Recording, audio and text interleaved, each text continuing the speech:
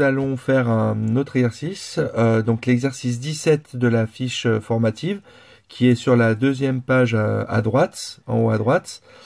Voilà. Alors, dans un premier temps, on va reproduire la figure à main levée sur la feuille. Donc ici, voilà, j'ai le triangle avec le point A, le point C. Donc si les mesures sont pas correctes, ce n'est pas gênant, parce qu'on va raisonner sur les longueurs et on va faire des calculs. Voilà, donc ça c'est le point A, je sais qu'il y a un angle droit ici. Là, je sais que j'ai le point D. Là, j'ai le point B. J'ai le point F. Ici, je vais écrire 12 cm, 31,2 cm, 9,75 cm. Je vais tracer le BD, 32,76 cm et 16,25 cm. Alors, donc on me demande d'abord de trouver la hauteur relative au côté CD. Donc pour ça, je vais utiliser un crayon de couleur pour repérer le côté CD et aussi donc dans le triangle ACD. Donc je repère le triangle ACD, il est ici, je le repasse en couleur. Voilà, il est là. Et pour trouver la hauteur, c'est comme je l'ai dit dans l'exercice précédent, le côté qui m'intéresse ici, c'est cette base-là, c'est le CD. Donc je repère et je prolonge cette base aussi loin que je veux, de part et d'autre. Et ensuite j'utilise, je veux la perpendiculaire à cette base, donc au support ici, passant par le point A. Donc c'est à peu près ici. Donc comme ça à main levée on voit pas très bien. Mais ici on a un angle droit. Donc on voit qu'ici on a la hauteur qui est le segment AE. Donc j'ai commencé à rédiger. Donc je marque mon objectif, c'est calculer l'aire du triangle ACD. Les hypothèses que j'ai au départ, c'est la longueur du segment CD de la base, donc 16,25 cm. Je sais que le segment AE est perpendiculaire au support ici de la droite CD.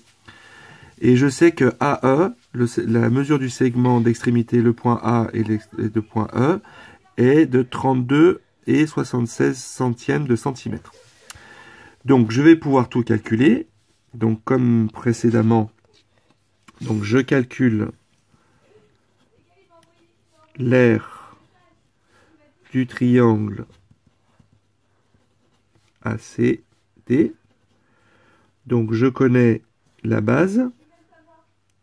Donc j'écris l'aire du triangle ACD, à cursive de ACD, égale CD fois la longueur AE, et je n'oublie pas de diviser par 2, car on sait que l'aire d'un triangle, c'est l'aire d'un parallélogramme divisé par 2. Ou dit autrement que l'aire d'un triangle, c'est la moitié de l'aire d'un parallélogramme. Donc CD égale 16,25 cm, ou 16,25 centièmes de centimètre, AE 32 unités et 76 centièmes de centimètre, divisé par 2. Donc j'effectue le calcul à la calculatrice. Donc je vais écrire 16,25 centièmes fois 32 et 76 centièmes, ce qui me donne 532,35 centièmes de centimètre carré divisé par 2. Donc je divise mon résultat par 2, ce qui me donne 266,175 centimètres carrés. J'ai plus de place. Voilà. Donc dans la deuxième question, petit b, on nous dit déduire de la question A l'aire du triangle ACD et la longueur BD. Donc je viens de calculer l'aire du triangle ACD, je viens de le faire ici. Et donc maintenant je vais calculer la longueur BD. Alors on regarde la figure. Donc la figure, je vais repasser en couleur léger. mais on a calculé l'aire du triangle ACD avec cette base-là. Et nous, on voudrait connaître la longueur du segment BD, dont on sait que c'est perpendiculaire d'après la figure. Donc ça veut dire que BD est une hauteur. Si BD est une hauteur, sa base associée, c'est la longueur AC, qui est une autre base possible du triangle. Donc je le repasse en couleur pour qu'on le voit bien. Or, pour connaître le segment AC, enfin la longueur du segment AC, j'ai la longueur du segment AB, la longueur du segment BC, les points A, B et C sont alignés, donc la longueur du segment AC, c'est la longueur du segment AB plus la longueur du segment BC. 31 et 2 dixièmes de centimètre, plus 9 et 75 centièmes de centimètre. Allez, c'est parti. Alors, donc, j'exprime l'aire du triangle ACD à l'aide de la base AC, la hauteur associée BD. Donc ici, j'ai la longueur AC, comme je l'ai dit tout à l'heure, je pourrais la calculer. J'ai l'aire du triangle ACD, et donc je vais pouvoir trouver la hauteur.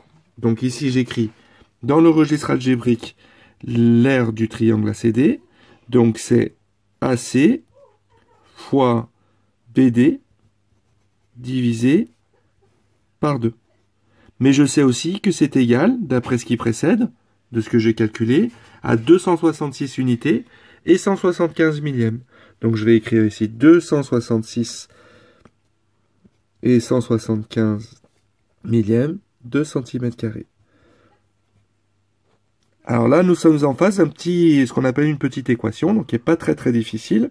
Déjà, je vais exprimer, donc si ça exprime 266, donc c'est la moitié de l'aire d'un parallélogramme, ça veut dire que l'aire du parallélogramme, qui a pour base AC et pour hauteur BD, est 2 fois l'aire du triangle.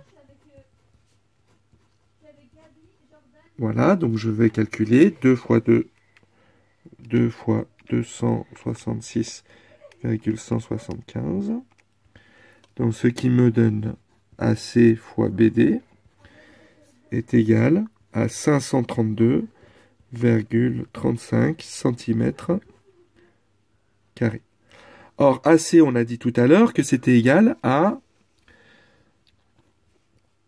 AB plus BC fois BD, et c'est toujours égal à 532,35 cm². AB, je le connais, c'est donc 31,2 cm, plus BC, je le connais, c'est 9,75 cm, fois le BD que je cherche est égal à 532,35 centièmes de centimètre carré. Donc je calcule 31,2 plus 9,75. Donc ça donne 40,95 cm fois BD, qui est égal à 532,35 cm². Donc pour connaître BD, je sais que BD est multiplié par un nombre que je connais ici, environ 40, et qui me donne environ 532. Donc pour trouver BD, j'effectue une division. Je divise 532,35 cm² par...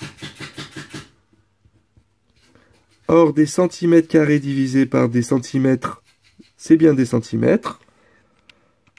Donc mes unités, ce sont bien des centimètres, c'est ce que je cherche, puisque je veux une longueur. Et je divise par 40,95. Ce qui me donne 13 cm. Donc, la longueur du segment BD est de 13 cm. Voilà, c'est ce qu'on voulait. Donc, pour la troisième question, voilà, vous essayez de la même manière de trouver la longueur AD. Voilà, donc je vous laisse réfléchir et essayer de la trouver. Bon courage!